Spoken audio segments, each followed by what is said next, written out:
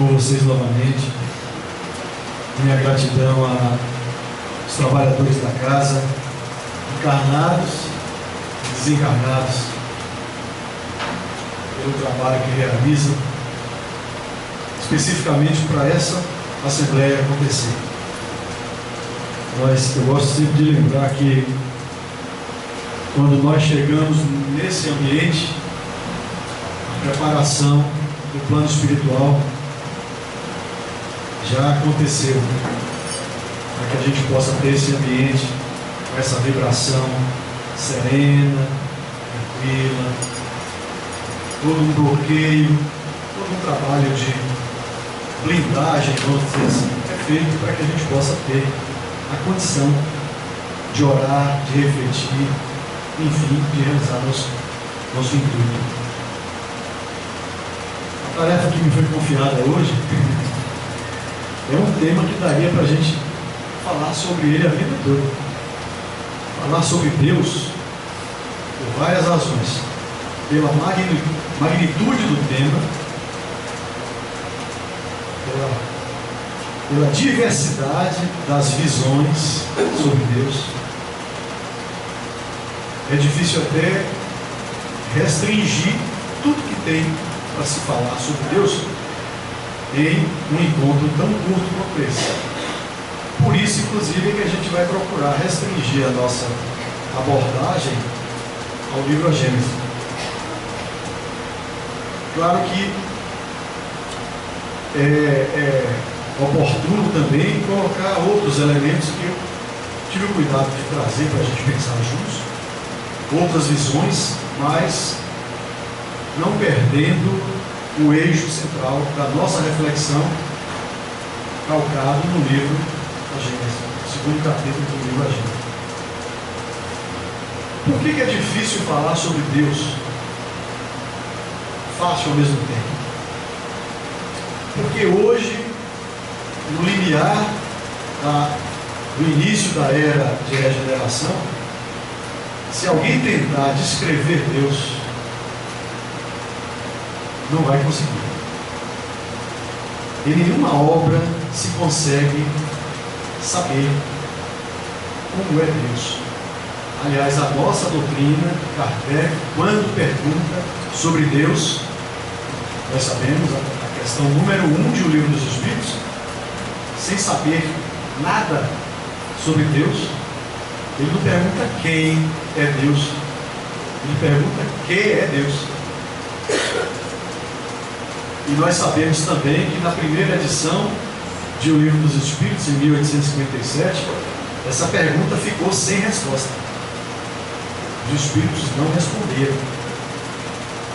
Por que não responderam?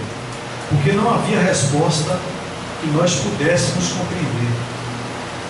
Aquela resposta que tem no Livro dos Espíritos só foi dada em 1858, no ano seguinte, e não foi dada pelos Espíritos. Kardec retoma a pergunta, insiste em saber o que é Deus. Eles silenciam e Kardec provoca uma resposta. Poderíamos colocar que Deus é a inteligência suprema do universo, causa primária de todas as coisas? Aí eles dizem, sim, por hora pode colocar essa resposta. Ou seja, era a resposta possível. Hoje, 160 anos depois, aproximadamente, qual é o avanço que nós temos nesse sentido? Muito pouco. Nós continuamos ainda buscando Deus por intuição, muito mais no campo da fé, da crença, seguindo a orientação dos Espíritos de como nos colocarmos diante de Deus, porque as possibilidades são tantas nas especulações, a filosofia nos traz tantas opções, que se nós nos perdermos divagando sobre essa busca, o livro A Gênesis fala, não vá além, é muito arriscado, é um labirinto perigoso tentar saber sobre Deus na sua magnitude nesse momento atual da nossa evolução. Nós vamos falar sobre Deus daquilo que a gente pode hoje, as fontes seguras que a gente tem para entender, para sentir Deus.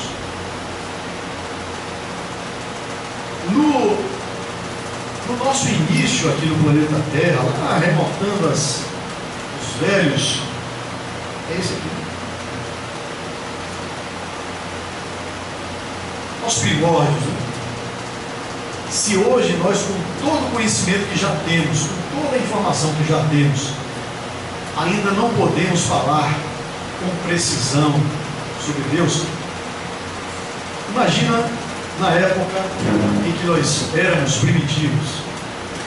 Nós não tínhamos a menor noção do que era Deus, mas tínhamos o sentimento intrínseco, essa ligação entre criatura e Criador. No livro dos Espíritos, a gente conhece a natureza, a nossa natureza, como sendo substâncias, criaturas criadas por Deus com substância divina mais individualidade. Essa substância divina é que nos liga ao Criador de forma inconsciente.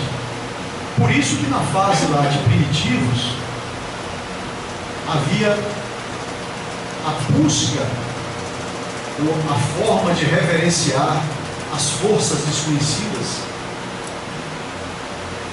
atribuindo muitas vezes santidade a minerais, pedras, na época da idolatria, pedras santas. É uma forma de atribuir a algum ponto de referência a ligação do homem com Deus. A mesma coisa aconteceu com plantas santas, árvores santas. Épocas do passado remontam a essa nossa condição ainda de total ignorância. Essa aqui? Não tem um blazer. Então, no passado nós atribuíamos a pedras, minerais, plantas um significado de divindade, e logo depois entramos pela zoolatria, a idolatria a animais. E aí esse item já não é tão distante de nós, distante na sua origem, mas hoje ainda civilizações do planeta Terra cultivam esse tipo de ligação com Deus. Na Índia, vários animais são considerados santos: o elefante, a vaca. Algumas regiões da Índia têm o rato como elemento sagrado, como animal sagrado. Matar um rato vai arrumar uma confusão tremenda, porque é um ato de heresia grave. Na Tailândia eles têm uma relação com elefantes também, que para eles significa Deus, tem significado de Deus. Então, nós ainda temos essa dificuldade de compreender Deus numa dimensão maior, e ainda em alguns lugares praticamos a zoolatria. Avançamos para a mitologia em diversas regiões do planeta, e já foi a fase em que animais reais ou imaginários tinham formas humanas. Foi a época em que começamos a nossa relação com a antropolatria, que nos acompanha até hoje. Nós não conseguimos pensar em Deus que não seja um Deus humano. Antropolatria, né? A origem grega, antropos significa homem, e antropomorfo, né? Morfo, forma, antropos, homem. Então, em forma do homem, da mulher. Até hoje, mesmo que a gente ainda não cultue os elementos das mitologias, mitologia romana, mitologia grega, mitologia egípcia, mas nós imaginamos Deus ainda como se fosse humano, como se tivesse a nossa forma. Heranças inclusive encontradas no Velho Testamento, na Torá, o livro de Moisés. Nós vamos encontrar ali no livro Êxodo, por exemplo. No livro Êxodo tem um trecho no capítulo 7 que diz assim: e os egípcios saberão que eu sou o Senhor quando eu estender a minha mão sobre o Egito. Ou seja, naquela concepção de Deus, Deus tem mão, então é humano. A mesma coisa acontece com outro livro, o livro Números, que é o quarto livro da Torá. Tem um trecho que ele fala assim: e que o Senhor estenda sobre ti o seu olhar. Quer dizer, Deus tem olhos também. Então, é perfeitamente compreensível que essas coisas existam, porque como nós não conseguimos ainda, não é dado ao nosso nível evolutivo, nós não conseguimos nos divinizarmos, é natural que nós humanizemos Deus. É como Pietro Baldi, em sua obra, ele fala assim, tem um livro de Pietro Baldi que é A Descida dos Ideais. Durante a obra ele fala isso: o homem não consegue fazer o grande salto, mergulhar no seu superconsciente. Então a espiritualidade maior vem, desce, como se descesse uma escada para que facilite a nossa ascensão.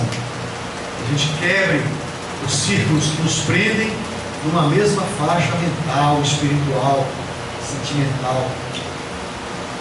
Então nós estamos ainda pensando em Deus desse modelo antropomórfico. E da mitologia para o politeísmo é um salto. São concepções vizinhas. Para se divinizar coisas, animais, ou até idealizar deuses, é uma distância muito pequena.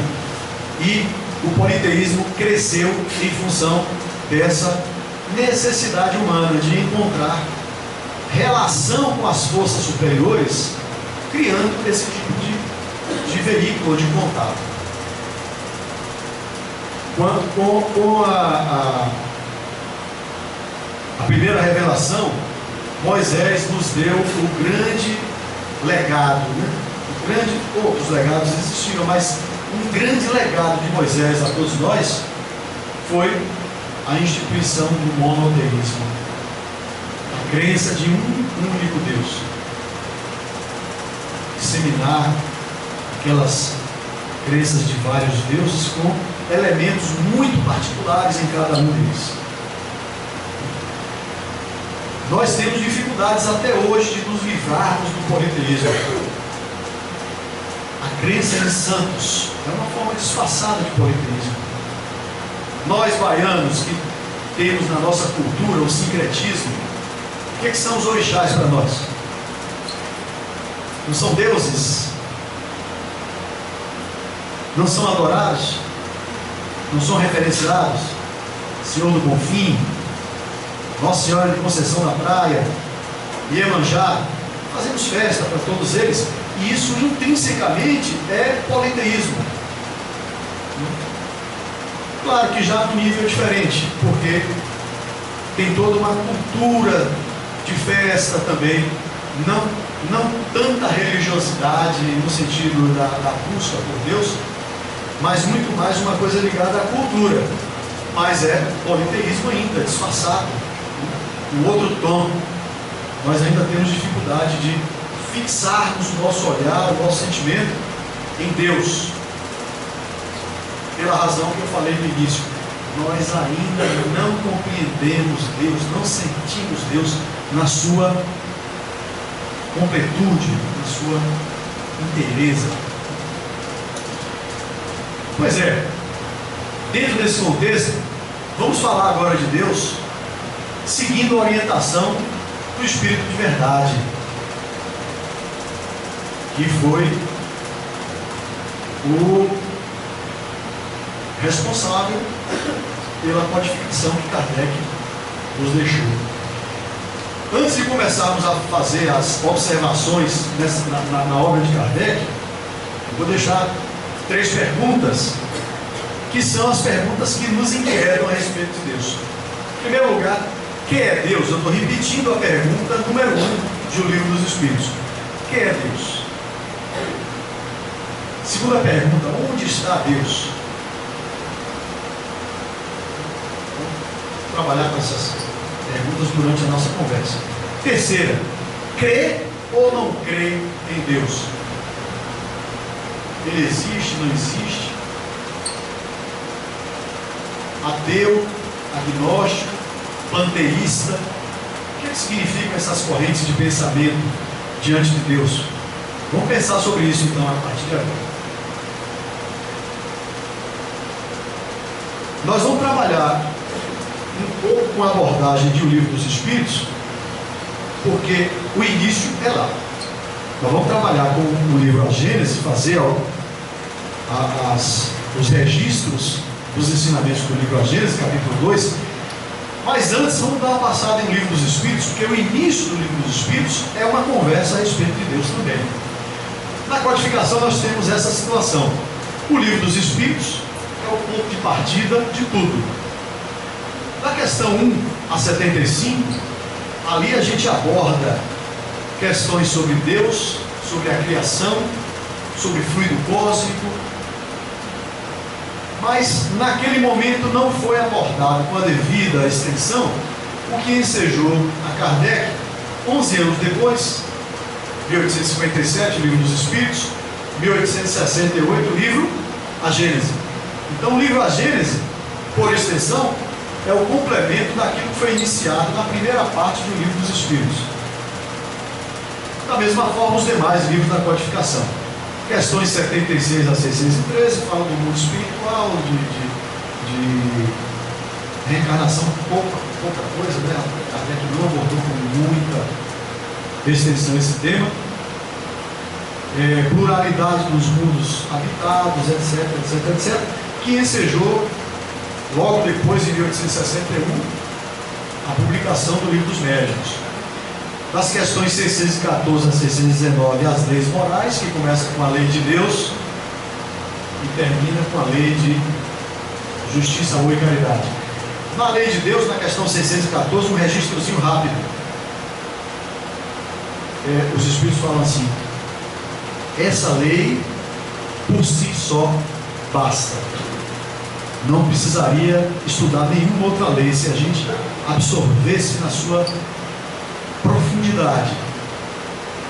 O homem só sofre, a mulher só sofre, porque dessa lei se afasta.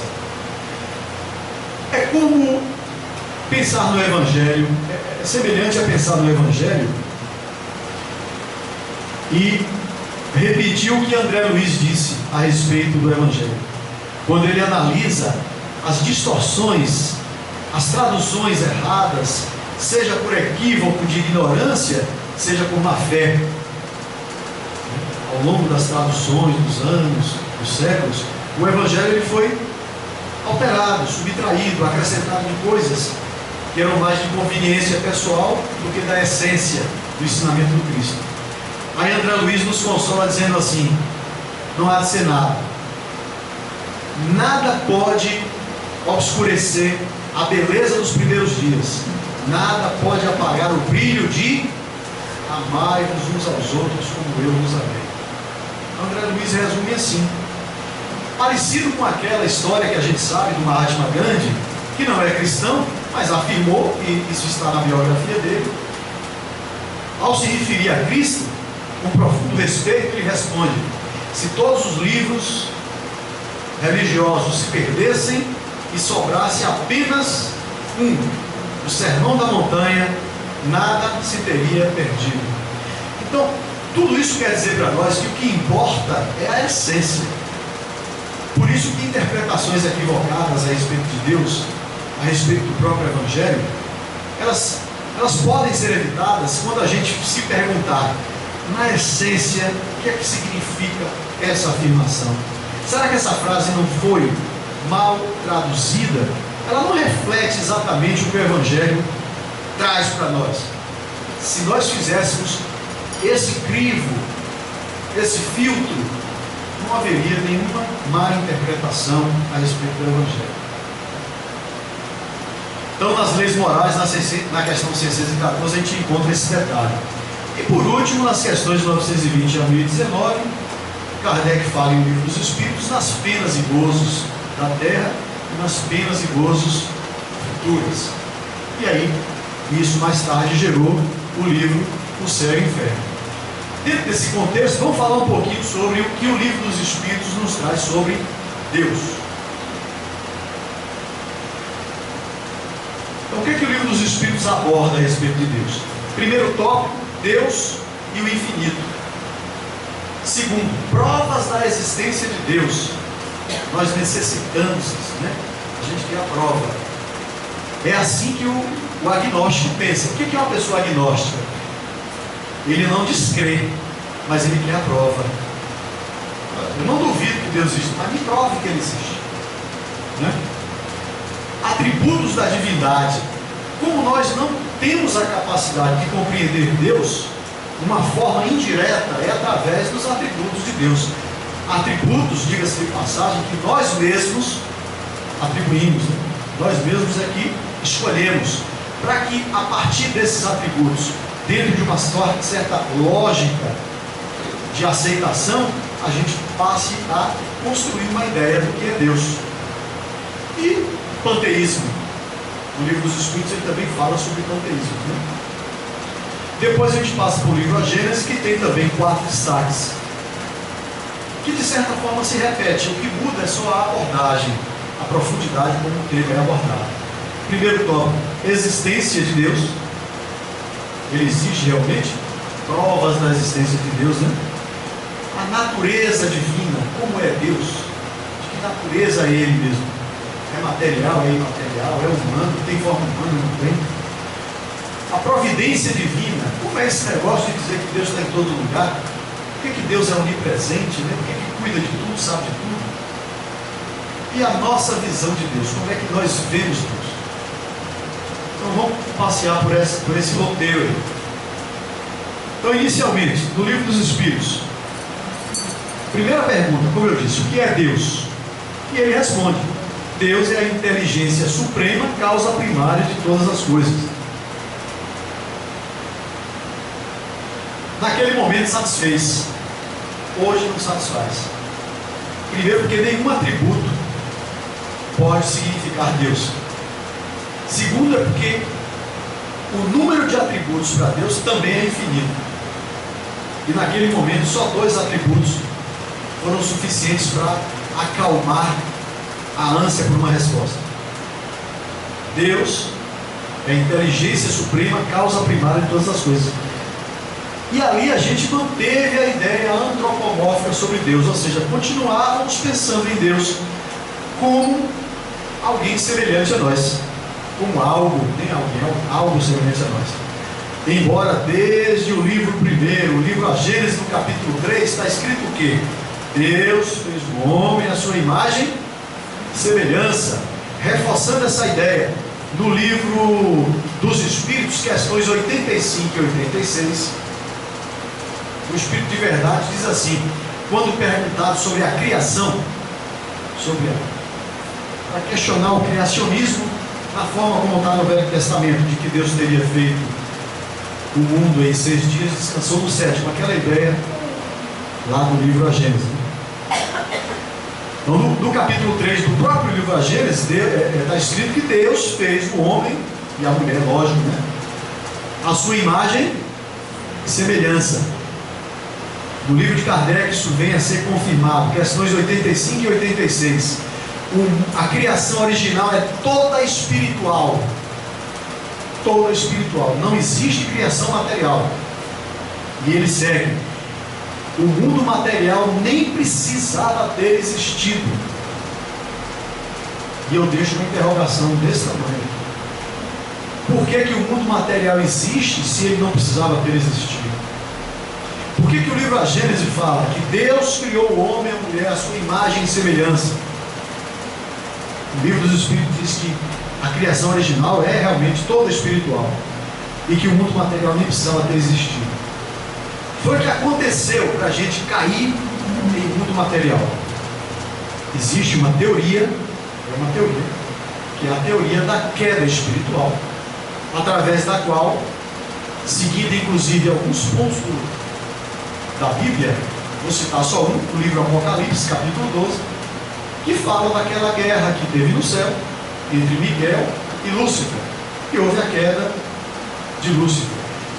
Lúcifer, por essa teoria, seríamos todos nós, anjos decaídos, que uma vez em desobediência contraímos a consciência, constituímos o mundo material pela contração de espírito, energia e matéria, e agora, de acordo com a parábola do filho pródigo, estamos fazendo o caminho de volta para casa. É uma teoria somente, é para pensar se ela realmente faz sentido ou não. Deus é infinito? Deus é infinito. Para nós, infinito é uma coisa de um tamanho que talvez seria suficiente para comparar com Deus, pelo menos em tamanho. O infinito é tudo. Deus é infinito? A resposta dos Espíritos: definição incompleta, insuficiente para definir o que está acima da linguagem dos homens. E aí? Eu repeti o que disse no início. O que quer que cada um de nós esteja pensando sobre Deus, não é Deus. Ele é muito mais do que qualquer conjectura que a gente possa fazer.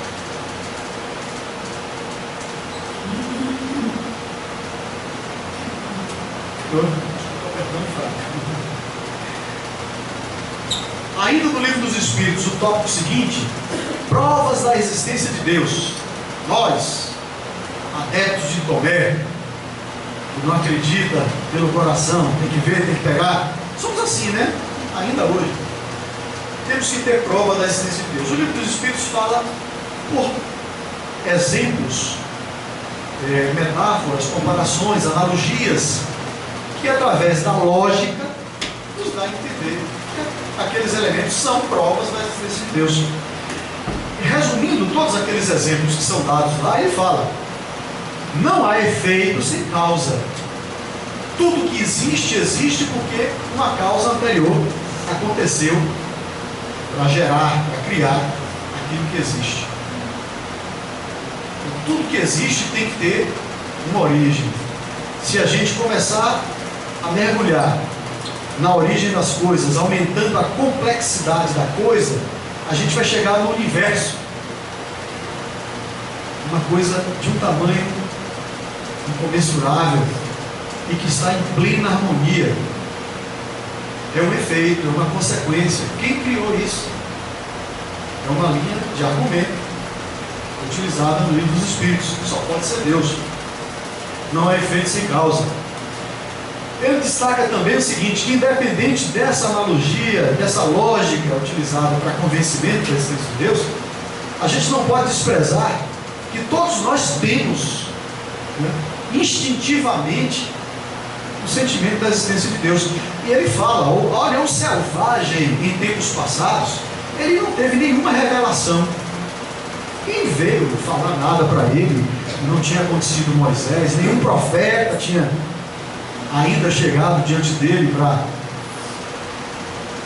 falar coisas para as quais ele desse credibilidade. E no entanto, ele tinha a forma dele de se relacionar com Deus, ele tinha as formas de adoração.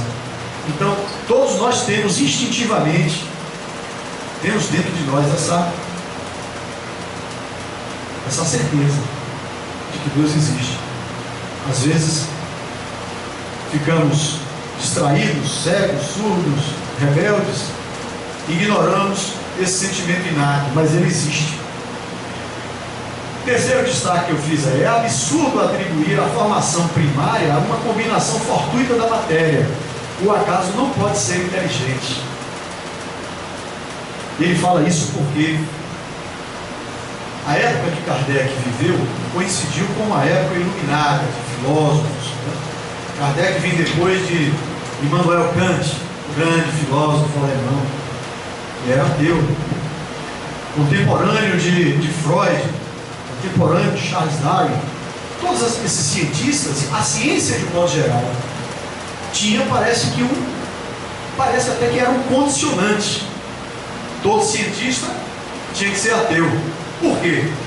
Porque a religião era tão cheia, ainda é, tão cheia de dogmas. E o que é dogma? A verdade imposta. É porque é, você não tinha direito de questionar. Não tem, aliás. O dogma não pode ser questionado.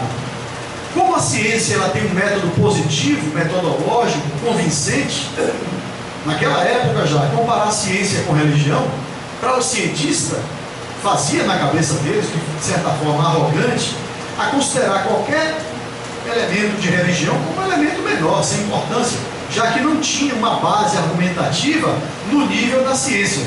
Por isso que na ciência era comum o cientista ser ateu, porque a religião era considerada uma coisa de um tamanho menor. Então, era comum se dizer que a harmonia do universo, as leis da biologia, as leis da física, não tinham um criador, porque o criador era aquele criador da religião. Isso favorecia, de certa forma, dizer que não havia criador, que tudo se harmonizava de uma forma natural. Ora, como natural? Kardec fala, tinha que ser aleatório. Se é aleatório, tinha que ser um acaso. Não existe inteligência no acaso. Então, por essa linha de argumentação, ele derrubava esse pensamento, né? Atributos da divindade, atributos de Deus. Como eu disse antes, na impossibilidade de saber quem é Deus, como é Deus, a gente faz o caminho indireto. Vamos aqui imaginar atributos possíveis, aceitáveis para Deus, e através dos atributos a gente faz uma ideia de Deus. Então, quais são os atributos de Deus? Antes ele destaca aquilo que eu já falei antes: o homem não pode ainda conhecer a natureza íntima de Deus. Estamos longe disso ainda. Podemos formar ideia de algumas das perfeições de Deus.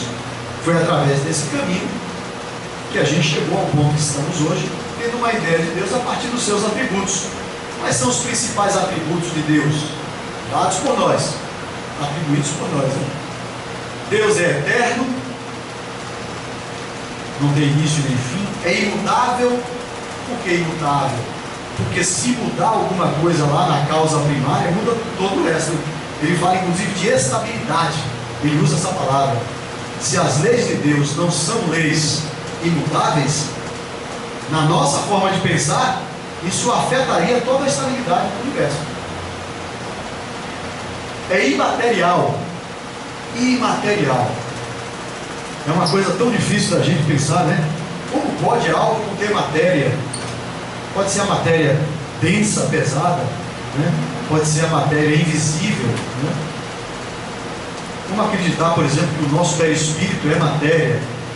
E mais, é matéria pesada, porque na transição planetária, os irmãos que estão vindo lá de Alcione, eles têm que passar uma temporada em câmaras de adaptação, porque o nosso perispírito, a nossa encarnação é muito pesada para eles.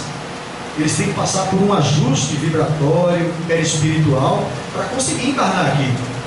Nosso perispírito ainda é matéria, e matéria pesada. Não é para nós, né? Então Deus é imaterial, matéria nenhuma. Deus é único. Tem uma discussão sobre isso, eu vou deixar para fazer na hora que for a tela do agenda. É onipotente, todo poderoso, não existe ninguém mais poderoso que ele, porque senão esse é que seria Deus. É soberanamente justo e bom. Há uma máxima do mundo jurídico humano que diz assim: todo fato tem no mínimo 3 verdades. Quando duas partes estão brigando, buscando a justiça, para que um juiz delibere uma sentença, você tem ali no mínimo 3 sentenças. As duas partes, cada um com sua verdade.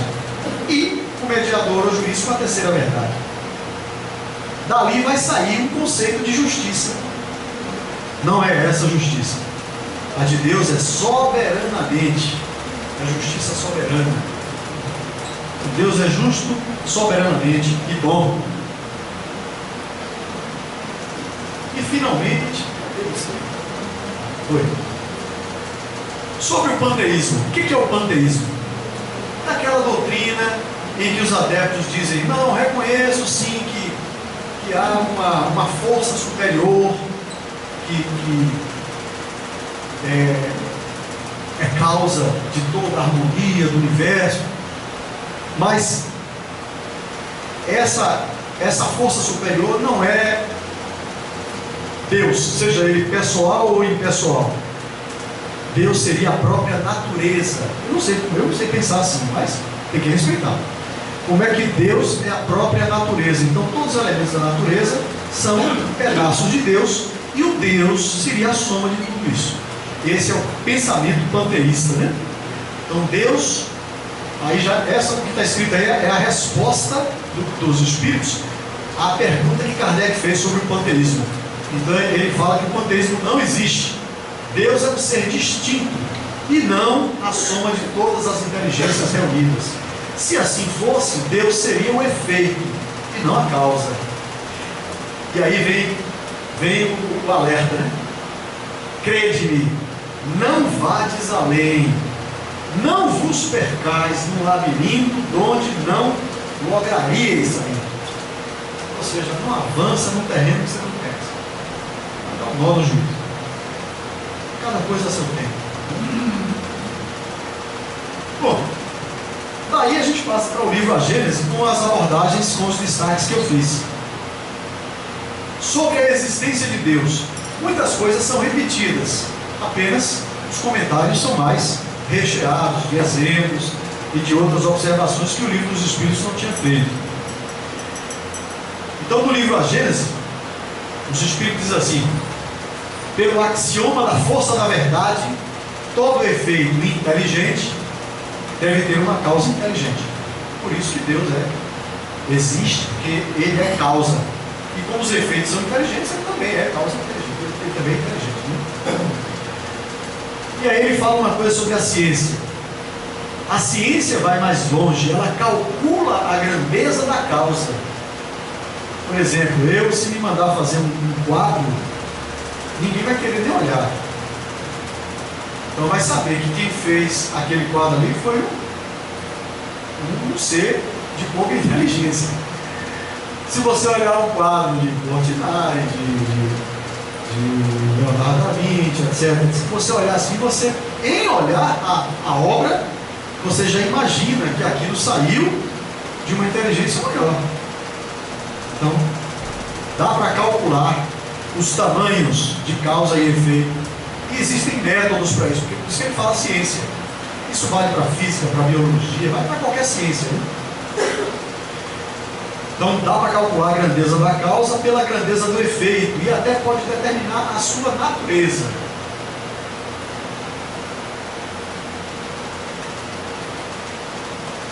Dá para calcular, dá para saber a natureza. Aí o livro A Gênese entra no tópico sobre a natureza divina.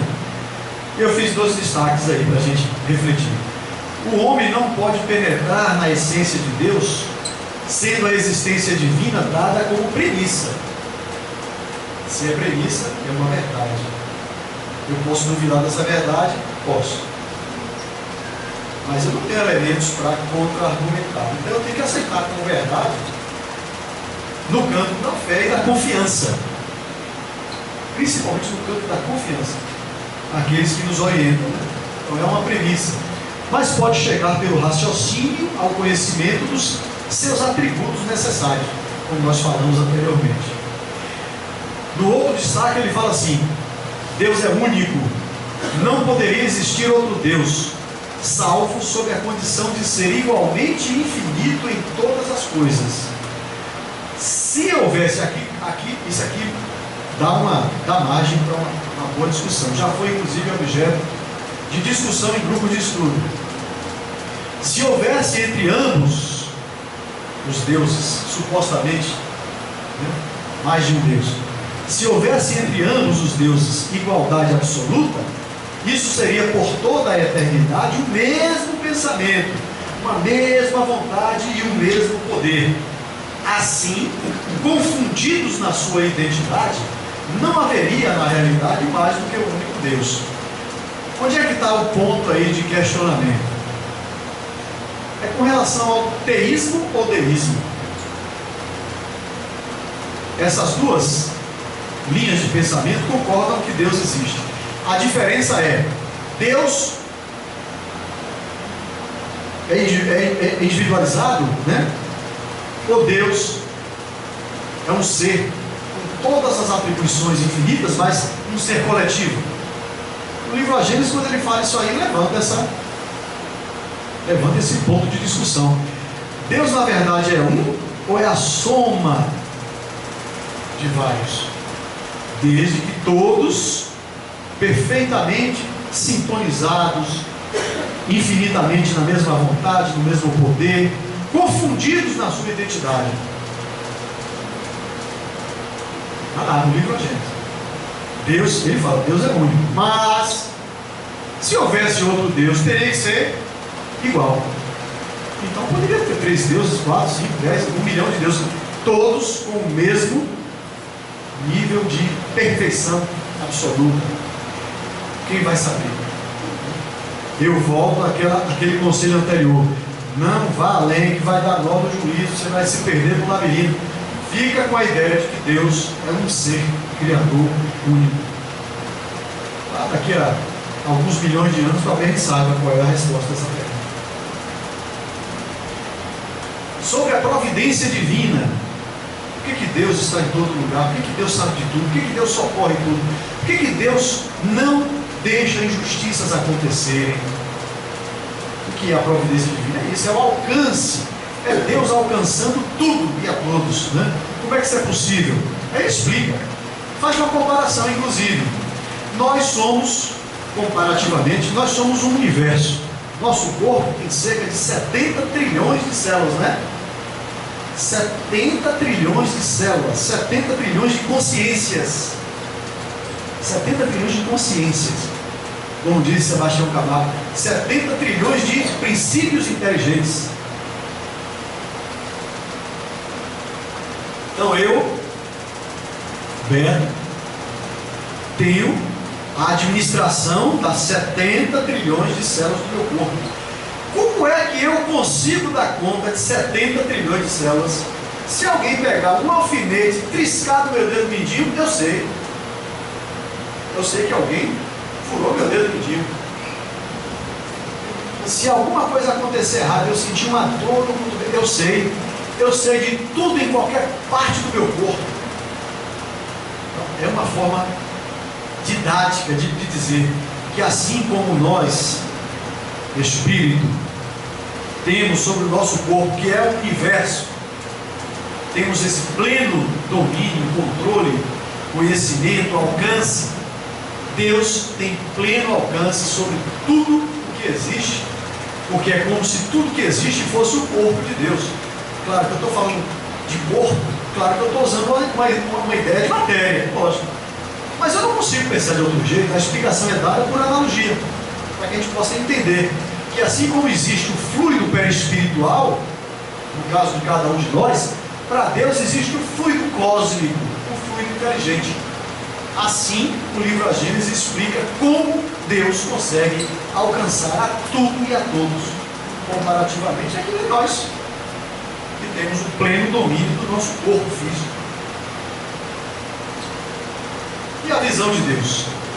Na verdade, é a nossa visão sobre Deus, né? Por que não vemos Deus? Nós o veremos quando deixarmos a terra. Quando desencarnar, a gente vai ver Jesus? Vai ver Deus? Não falar de Deus, falar de Jesus, o intermediário, o caminho, verdade e vida. Será que a gente vai conseguir ver? A gente não vê nem entes queridos se houver uma diferença muito grande entre o perfil espiritual de um e de outro. Lembra quando André Luiz desencarna lá no nosso lar? Ele vê o pai e a mãe? Não vê nenhum dos dois.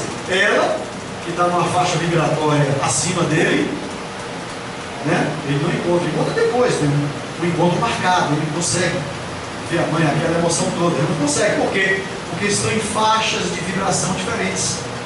O pai, ele consegue ver? Não. O pai que estava numa vibração bem menor, resultante do comportamento errado dele, está no umbral, ele não consegue falar com o pai, não tem WhatsApp, não tem nada para falar com o pai, né? Então, quando a gente desencarna, a gente vai estar com espíritos da mesma faixa vibratória nossa, de sentimento, de conhecimento, etc, etc, etc. Então, como é que eu não consigo nem ver irmãos, irmãs, ligeiramente acima ou abaixo da minha faixa vibratória? Eu não consigo ver, não consigo conectar com esses irmãos e irmãs. Como é que eu vou querer ver Deus? Isso que Jesus falou: bem-aventurados os puros de coração, que verão a Deus.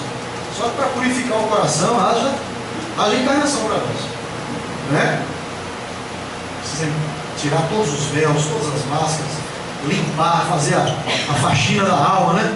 Como diz Carlos Drummond de Andrade, tem que fazer a faxina da alma, tirar todos os impulsos negativos da gente. E ele fala assim: nenhum homem comum pode ver a Deus com os olhos da carne, e para os espíritos da mais elevada categoria, resplandecendo de um ofuscante brilho, pode ser que espíritos menos elevados, maravilhados com o esplendor que os cerca, suponham estar vendo o próprio Deus. Tem vários exemplos. Perto de Feira de Santana, em Anguera, tem um rapaz, não sei se ele ainda está fazendo isso. Eu escrevia, tinha um artigo lá na página.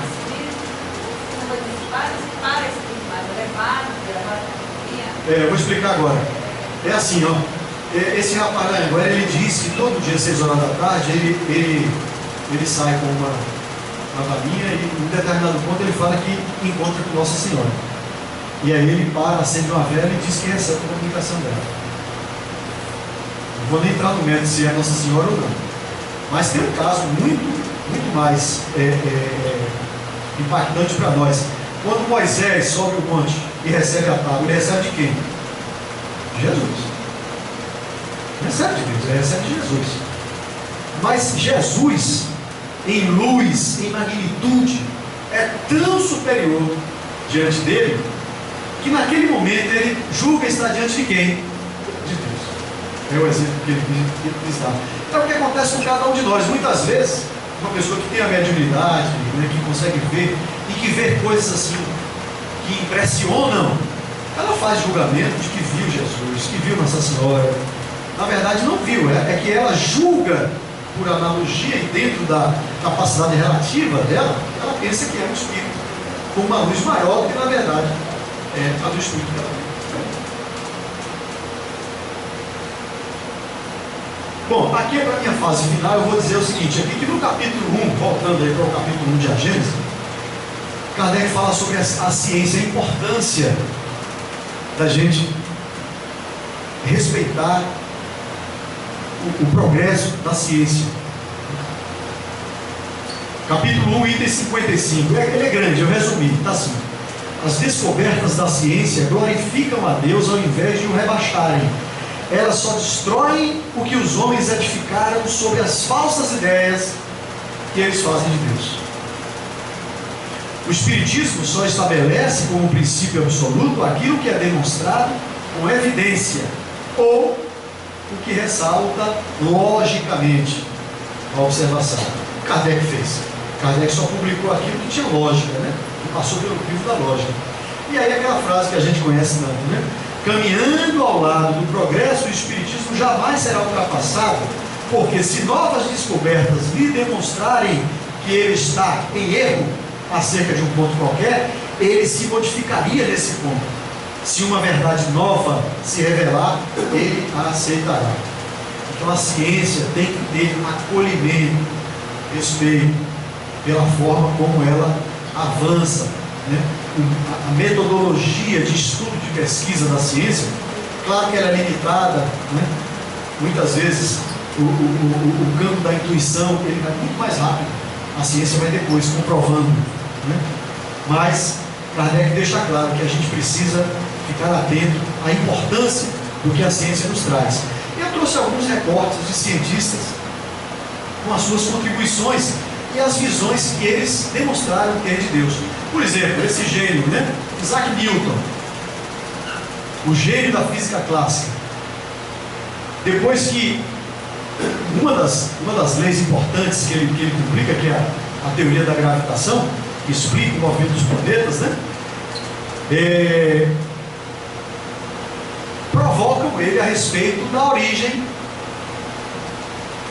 do movimento. Por que os planetas estão em órbitas precisas, perfeitas, repetitivas? A que se atribui essa harmonia, esse movimento sincronizado e perfeito?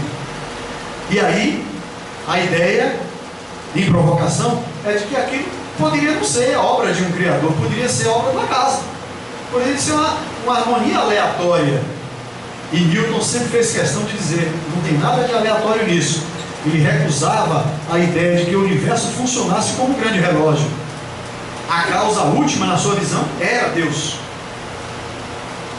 Mesmo tendo o destaque como filósofo, pensador, físico, ele não perdeu essa convicção e fez questão de afirmar.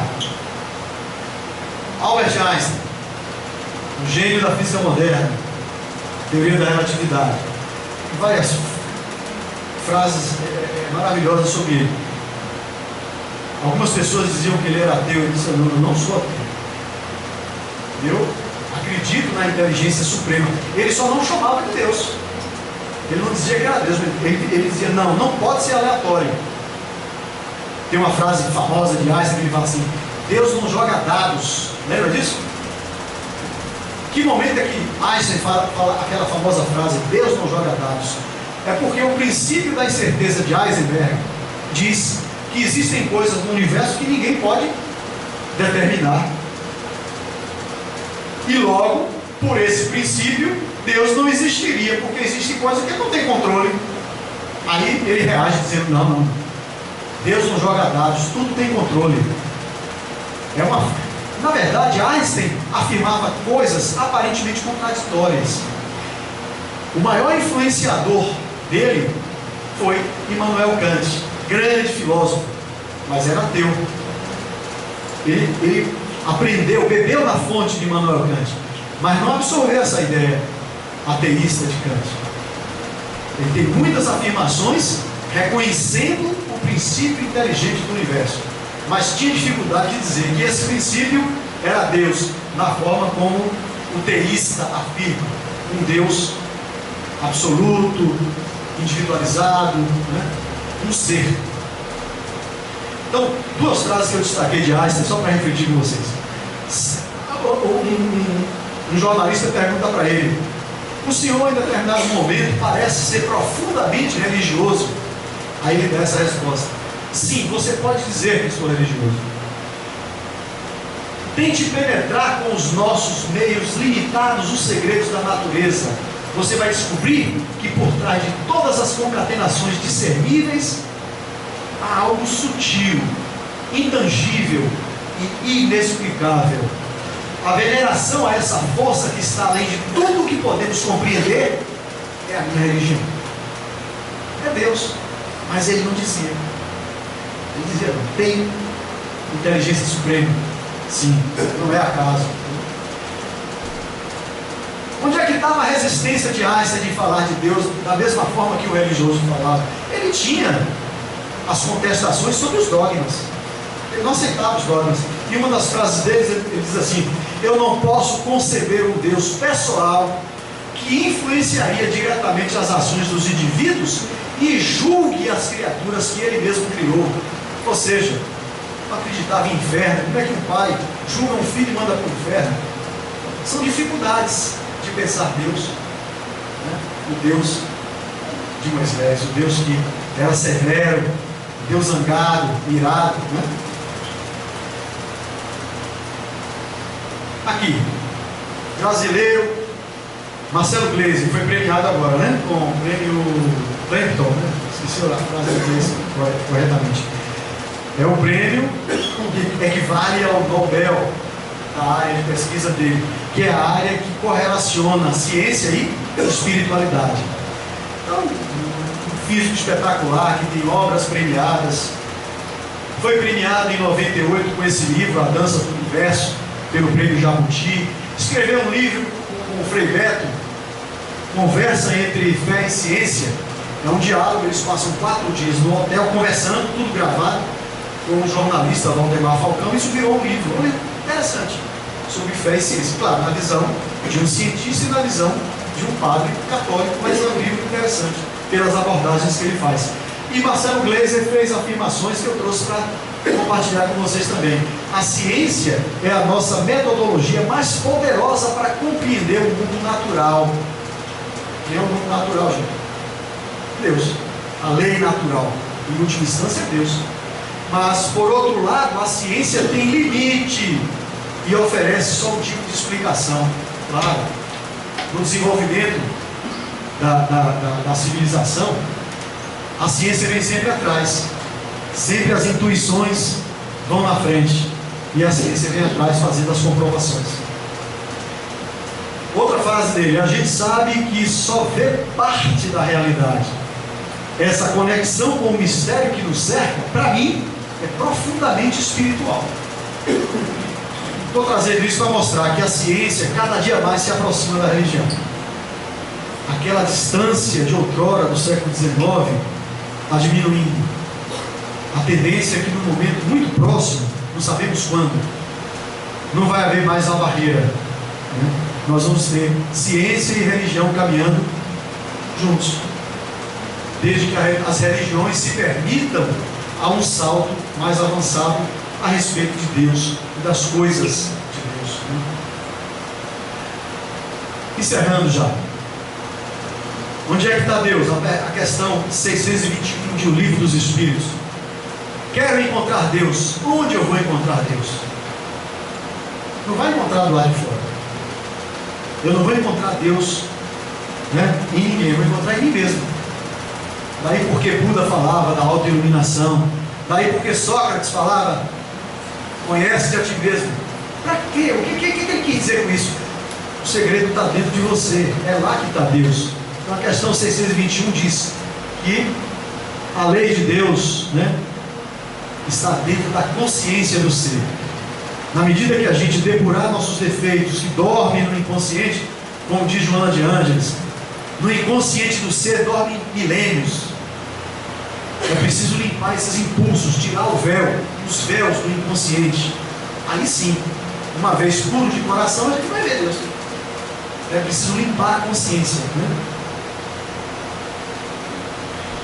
Só um recortezinho de um livro bacana de Vanderlei Oliveira, que psicografou. As mensagens são de Hermance de Fogo. Bem-aventurados os limpos de coração, porque eles verão a Deus. Mateus 5,8. Está lá no Sermão da Montanha, né? Aí tem um trechozinho que ela fala assim, que nós vamos ter que desenvolver a consciência emocional. É pelo sentimento que a gente vai encontrar Deus. Consciência emocional é aprender a ouvir Deus na intimidade, saber quais são os recados da luz que trazemos em nós, ante os testes que nos aplicam às experiências na escola da vida. É só aí que a gente vai encontrar Deus. Última, todo tempo estou olhando para o relógio. A Lei de Deus, de Pietro Baldi. Pietro Baldi tem 2 livros lindos, um é Deus e o Universo, e outro, A Lei de Deus, que falam especificamente sobre Deus. Tem um trecho desse livro que ele fala assim: com o abrir-se da inteligência e o aumento do conhecimento, vai aparecer também no terreno da ciência positiva, ó, aproximação de ciência e religião, vai aparecer a verdadeira concepção de Deus e da sua lei. Ela sairá do exclusivismo do homem, que, mais consciente, perceberá a grande realidade que é Deus, e finalmente, para o seu bem, se colocará obediente na ordem da lei. Eu tenho um monte de coisa aqui, mas eu vou encerrar com essa letra de Gilberto Gil. Gil faz uma música, se eu quiser falar com Deus, que se a gente estudar a letra dessa música, a gente vai ver ali que existe obediência, resignação, consciência da dor, consciência do esforço que eu tenho que fazer para subir. Então, a gente fala subir com uma noção espacial, né? Mas é matéria, eu sou matéria, só sei pensar assim. E no fim da música ele fala assim: tudo que nós pensarmos sobre Deus não é Deus. Quando a gente encontrar com Ele, Ele vai ser totalmente diferente. Por quê? Porque será muito mais, será muito maior. Então Gil fala assim, ó: se eu quiser falar com Deus, tenho que ficar a sós, tenho que apagar a luz, tenho que calar a voz, tenho que encontrar a paz, tenho que folgar os nós dos sapatos, da gravata, dos desejos, dos receios, tenho que esquecer a data, tenho que perder a conta, tenho que ter mãos vazias, ter a alma e o corpo nus. Pietro Baldi fala assim: nós devemos ter a coragem de nos colocarmos com a alma nua diante de Deus. É a única forma da gente ser elevado até Ele.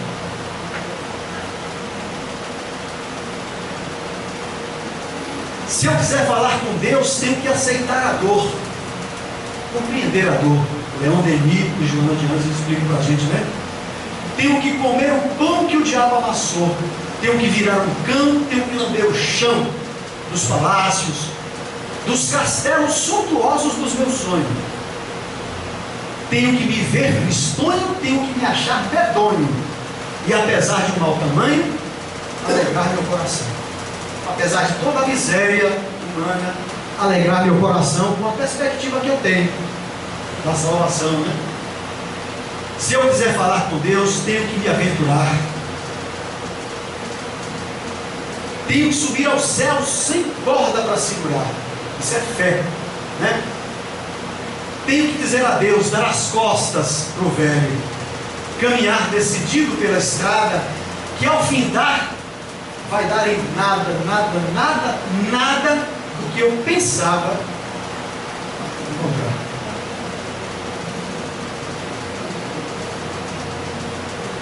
Eu tinha mais outra mensagem, mas eu vou encerrar como eu tinha muita coisa. Eu precisava ir mais tudo, mas eu vou encerrar. Não, cadê Jesus? Não passou, não foi com a minha agonia. Rapidinho, eu quero encerrar com a imagem de Jesus.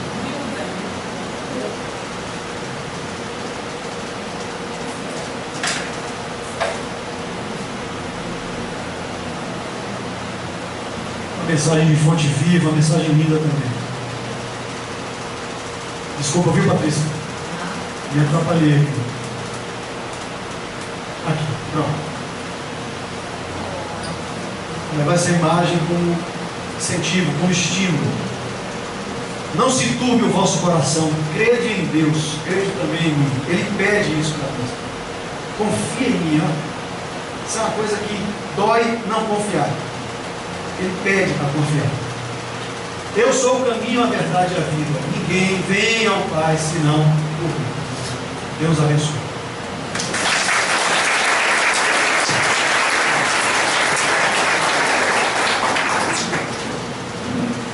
Depois desse banquete espiritual,